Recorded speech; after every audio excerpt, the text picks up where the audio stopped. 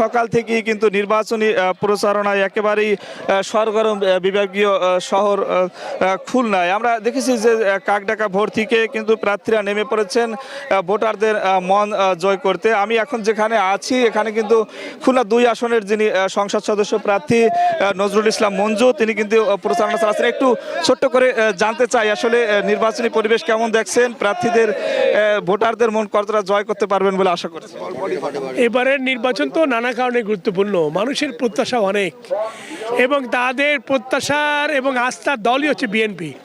এবার কিন্তু ভোট বিপ্লব হবে, যেখানে সেখানে মানুষের ঢল, মানুষের ব্যাপক আগ্রহ বিএনপির প্রতি এবং জনগণ চায় বিএনপি আগামী নির্বাচনে বিজয়ী হয়ে সরকার গঠন করুক। আমাদের নির্বাচন ট্রেন প্রায় শেষ পথে, যাত্রা শুরু করে শেষ পথে এবং ওরা আশাবাদী এবার আমাদের সফলতা হবে শতভাগ এবং যাই প্রচারণা থাকুক না কেন বিএনপি হচ্ছে জনগণের পছন্দের দল। ধন্যবাদ মেহজাবিন, আপনি শুনছিলেন কিন্তু প্রার্থীরা কিন্তু আশাবাদী যে আসলে ভোটারদের মন জয় করে তারা 12 তারিখে তাদের যে জয় সেটি ছিনিয়ে আনতে পারবেন। মোট মিলিয়ে বলা চলে যে সরকারি ছুটির দিনে একেবারেই জমজমাট খুলনা নির্বাচনী প্রচারণা।